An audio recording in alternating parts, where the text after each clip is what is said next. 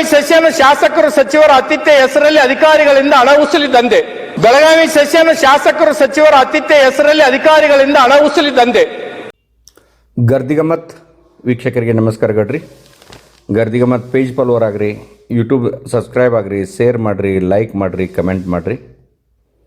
ಈ ಒಂದು ಡಿಸೆಂಬರ್ ತಿಂಗಳದಾಗ ಸುವರ್ಣಸೌಧದಾಗ 10 ದಿವಸ ಚಳಿಗಾಲ ಅಧಿವೇಶನ ನಡೆಯೋದಕ್ಕಾಗಿ ಒಂದು 500 ಕೋಟಿ ರೂಪಾಯಿ ಖರ್ಚು ಮಾಡಿ ಕಟ್ಟಿದಂಥ ಸುವರ್ಣಸೌಧ ಒಂದು ಮದುವಿನ ಗಿತ್ತಿ ಹಂಗೆ ಶೃಂಗಾರ ಆಗತೈತಿ. ಲೈಟ್ ಹಾಕತ್ತಾರು, ಸುಣ್ಣ ಬಣ್ಣ ಹಚ್ಚತ್ತಾರು, ಆಮ್ಯಾಗ ಅಲ್ಲಿ ಫರ್ನಿಚರ್ಗಳ್ನ ಹೊಸವು ತಂದೇವನ್ನತ್ತಾರು. ಒಟ್ಟಾರೆ ಒಂದು 10 ದಿವಸದ ನಮ್ಮ ಉತ್ತರ ಕರ್ನಾಟಕದಾಗ ಹೇಳ್ತವಲ್ಲ ಜಾತ್ರೆ ಅಂತಾರಲ್ಲ, ಅದು ಯಾವುದ ಜಾತ್ರೆ ಅನ್ನೋದ ಜನಸಾಮಾನ್ಯರಿಗೆ ಬಿಟ್ಟಿದ್ದೇನೆ.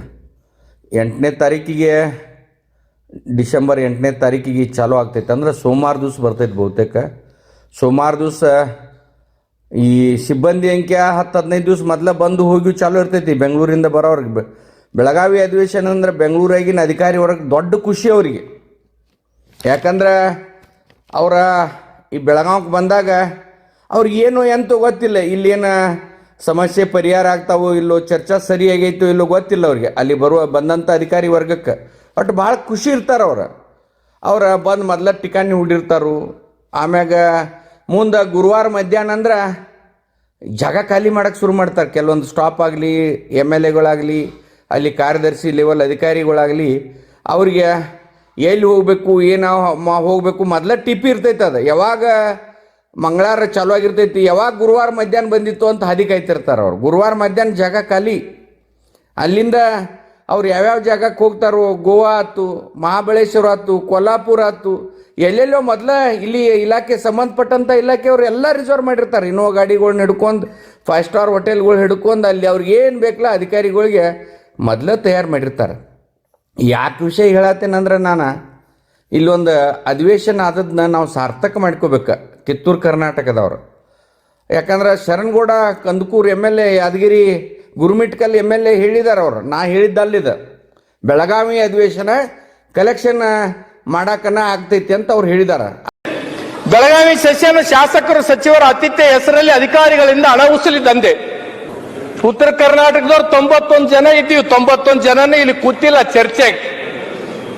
41 ಜನ ಕಲ್ಯಾಣ ಕರ್ನಾಟಕದ ಪುಣ್ಯಾತ್ಮರು ಬಂದಿವಿ, 50 ಜನ ಕಿತ್ತೂರು ಕರ್ನಾಟಕದ ಪುಣ್ಯಾತ್ಮರು ಬಂದೀವಿ. 90 ಜನನೂ ನಾವಿಲ್ಲ ಚರ್ಚೆಗೆ.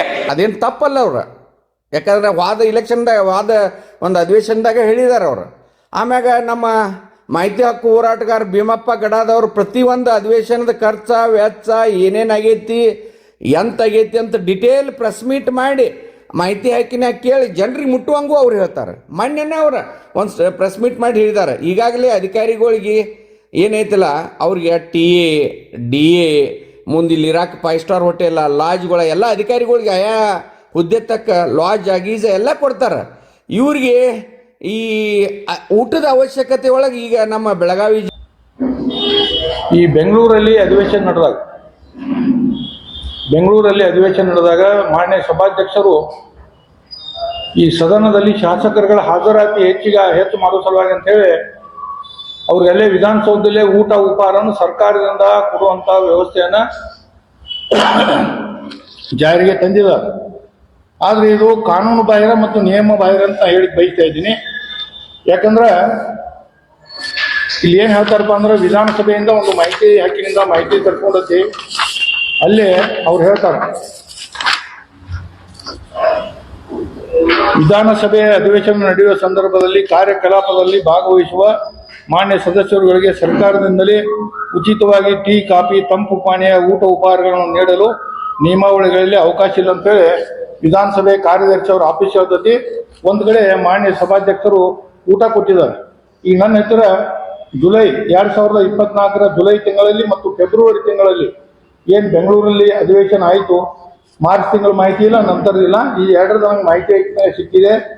ಈ 2 ತಿಂಗಳಲ್ಲಿ ನಡೆದಂಥ ಅಧಿವೇಶನದಲ್ಲಿ ಮಾನ್ಯ ಶಾಸಕರುಗಳಿಗೆ ಏನು ಊಟ ಕೊಟ್ಟರು ಊಟಕ್ಕಾಗಿ 35,33,000 ರೂಪಾಯಿ ವೆಚ್ಚ ಆಗೈತಿ. ಇದು ಸಾರ್ವಜನಿಕರ ತೆರಿಗೆ ಹಣ.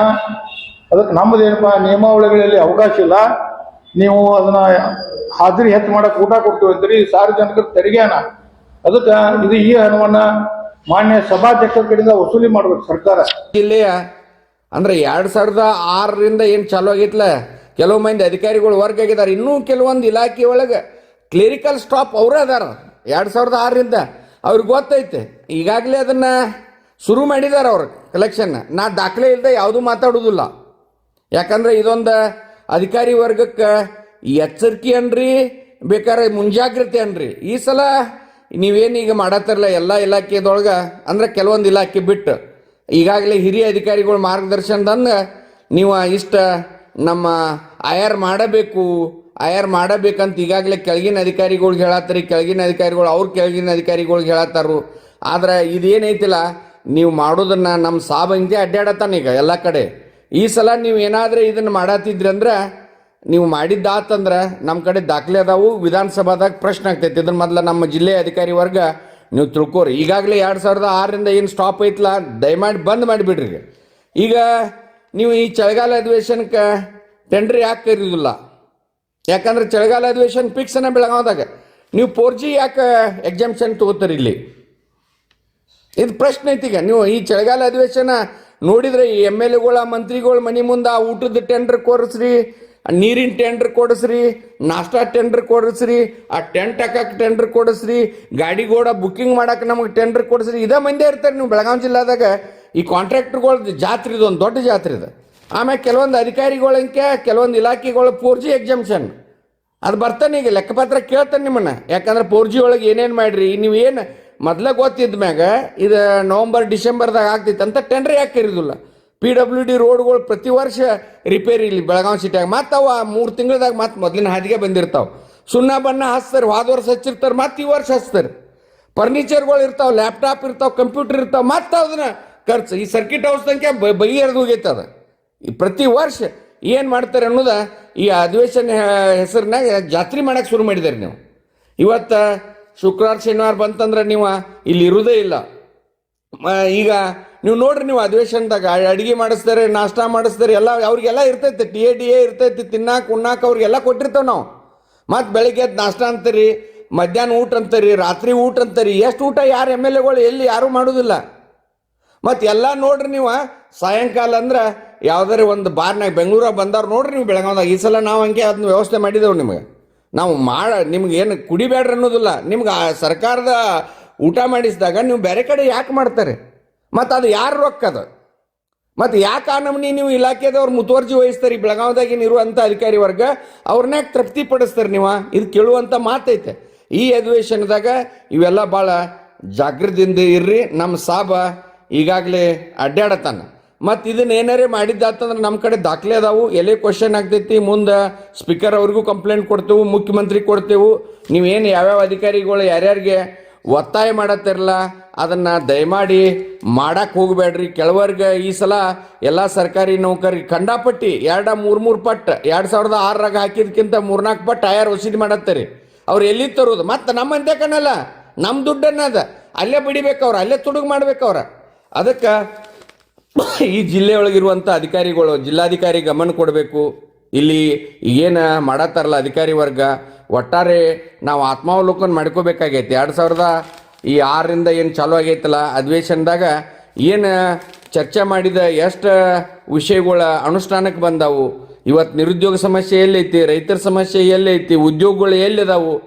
ಒಂದು ಏನೂ ಇಲ್ಲ. ಬರೀ ಉಯಿ ಅನ್ನೋದು, ಆಮ್ಯಾಗ ಬೈಕಾಟ್ ಮಾಡೋದು, ಧರಣಿ ಸತ್ಯಾಗ್ರಹ ಮಾಡೋದು, ಹೊರಗೆ ಬಂದುಬಿಡೋದು, ಸದನ ಸ್ಪೀಕರ್ ಮುಂದೆ ಅಲ್ಲಿ ಧರಣಿ ಕುಂಡೋದು, ಎದ್ದು ಬಿಡೋದು, ಆಮ್ಯಾಗ ಮತ್ತೆ ಹೋಗೇ ಬಿಡೋದು. ಅದು ಮತ್ತೆ ಮುಂದಿನ ವರ್ಷನ. ಯಾಕಂದ್ರೆ ಅನೇಕ ಜನ MLAಗಳ ಕಲ್ಯಾಣ ಕರ್ನಾಟಕದ MLAಗಳು ಹೊಸವಾಗಿ ಬಂದಾರ, ಅವ್ರಿಗೆ ಅವಕಾಶ ಕೊಡ್ರಿ. ಕಲ್ಯಾಣ ಕರ್ನಾಟಕ, ಹೈದರಾಬಾದ್ ಕರ್ನಾಟಕ, ಕಿತ್ತೂರು ಕರ್ನಾಟಕ ಇವೆಲ್ಲ ಉದ್ಧಾರ ಆಗ್ಬೇಕು. ಈ ಅಧಿವೇಶನ ಬಂದಾಗ ಇನ್ನೊಂದು ನಾನು ಸಲಹೆ ಕೊಡ್ತೇನೆ. ಯಾಕಂದ್ರೆ ಇಲ್ಲಿ ಬಂದಂಥ ಏನು 10 ದಿವಸ ಬಂದಿರ್ತಾರೆ ನೀವು ಬೆಂಗಳೂರಾಗ A to Z ನಿಮ್ಗೆಲ್ಲ ಸವಲತ್ತುಗಳು ಅದಾವೆ. AC ರೂಮ್ಗಳು ಇರ್ತಾವೆ. ಇಲ್ಲೂ ನಿಮ್ಗೆ AC ರೂಮ ಮಾಡಿರ್ತೈತೆ. ಮಂತ್ರಿಗಳಿಗಾಗಲಿ ಕಾರ್ಯದರ್ಶಿಗಳಿಗೆ ಸ್ಟಾರ್ ಹೋಟೆಲ್ ಮಾಡಿರ್ತೇವೆ. ಪ್ಲಾಟ್ಗಳು ಮಾಡಿರ್ತಾವ, ದೊಡ್ಡ ದೊಡ್ಡ ಮನೆಗಳು ಕೊಟ್ಟಿದ್ದಾರೆ ಯಾರ್ಯಾರು ಬೇಕಂಗೆ. ನೀವು ಬಂದಾಗ ಇಲ್ಲಿ ಮಂತ್ರಿಗಳಾತು, ಕಾರ್ಯದರ್ಶಿಗಳ, ಅಲ್ಲಿ ಸಂಬಂಧಪಟ್ಟಂಥ ಇಲಾಖೆ ಮುಖ್ಯಸ್ಥರ ದಯಮಾಡಿ ನೀವು ಶನಿವಾರ ರವಿವಾರ 2 ದಿವಸ ಬೆಳಗಾವ್ದಾಗ ಕುಂಡ್ರಿ. ನೀವು ಆ ಕಡೆ ಈ ಕಡೆ ಹೋಗಕ್ಕೆ ಹೋಗ್ಬೇಡ್ರಿ. ಏನು 10 ದಿವಸ ಏನು ನೀವೇನು ಜೈಲಿನಾಗ ಹಾಕಿದಂಗೆ ಅಲ್ಲಿದೆ. ಜನರ ಸಮಸ್ಯೆ ಪರಿಹಾರ ಮಾಡೋಕೆ ಬಂದಂಥವ್ರು ನೀವು, ನಿಮಗೆಲ್ಲ ಅನುಕೂಲಗಳು ಮಾಡಿಕೊಟ್ಟಿರ್ತೇವೆ. ಬಂದು ಇಲ್ಲಿ ಉತ್ತರ ಕರ್ನಾಟಕ, ಕಲ್ಯಾಣ ಕರ್ನಾಟಕ ಸಮಸ್ಯೆಗಳು ಏನದಾವ, ರೈತರ ಸಮಸ್ಯೆ ಆಯ್ತು, ವಿದ್ಯಾರ್ಥಿಗಳ ಸಮಸ್ಯೆ ಆಯ್ತು, ಕೂಲಿಕಾರ ಸಮಸ್ಯೆ ಆಯ್ತು, ನೌಕರ ಸಮಸ್ಯೆ ಆಯ್ತು, ಪಿಂಚಣಿದಾರ ಸಮಸ್ಯೆ ಆಯ್ತು, ಏನು ಸಮಸ್ಯೆಗಳು ಅದಾವಲ್ಲ 2 ದಿವಸ ಇದೊಂದು ಆಗ್ರಹ ಅನ್ರಿ, ಬೇಕಾದ್ರೆ ವಿನಂತಿ ಅನ್ರಿ. ನೀವು ಇಲ್ಲೇ ಕುಂತ ಕೇಸ ಶನಿವಾರ ರವಿವಾರ ಎಲ್ಲ ತ್ಯಾಗ ಮಾಡಿ ಕೇಸ ರೈತರ ಸಲುವಾಗಿ, ಜನಸಾಮಾನ್ಯರ ಸಲುವಾಗಿ ಕುಂಡ್ರಿ. ನೀವು ಅವ್ರ ಸಮಸ್ಯೆ ಕೇಳ್ರಿ, ಪರಿಹಾರ ಮಾಡ್ರಿ. ಪೆನ್ನು ನಿಮ್ಮಂತ್ಯಾಕೆ ಇರ್ತೈತಿ, ಹಾಳು ನಿಮ್ಮಂತ್ಯಾಕೆ ಇರ್ತೈತಿ. ಯಾಕಂದ್ರೆ ಅದನ್ನು ಯಾವ ರೀತಿ ಅನುಷ್ಠಾನಕ್ಕೆ ತರಬೇಕನ್ನೋ ಶನೆತನ ಮಂತ್ರಿಗಳ ಮತ್ತು ಕಾರ್ಯದರ್ಶಿಗಳ ಕಡೆ ಇರ್ತೈತೆ. ಅದಕ್ಕೆ ಬಂದಾಗ ಏನು 10 ದಿವಸ ಅಧಿವೇಶನ ವ್ಯರ್ಥ ಮಾಡಕ್ಕೆ ಹೋಗ್ಬೇಡ್ರಿ. ಜನರ ದುಡ್ಡ, ಜನಸಾಮಾನ್ಯರ ದುಡ್ಡ, ಇದನ್ನು ಹೋಗುತ್ನ್ಯಾಗ 10 ಟನ್ ಗಂಟ್ಲೆ ಕರ್ದಂಟ, ಗೋಕಾಕ್ ಕರ್ದಂಟ 10 ಟನ್ ಗಂಟ್ಲೆ ಬೆಳಗಾವ್ ಕುಂದ ಅಲ್ಲಿ ಶಿಕ್ಷಕರಿಗೆ ಕೊಡೋದನ್ನು ನಾವು ನೋಡತ್ತೇವೆ. ಬರೀ ಕುಂದ ಕರ್ದಂಟ ಆಯಾರ್ ತೊಗೊಳಕ್ಕೆ ಹೋಗಾಕ ಬರಕ್ಕೆ ಅಂತೇಳಿ ಅಧಿವೇಶನ ಮಾಡಕ್ಕೆ ಹೋಗ್ಬೇಡ್ರಿ.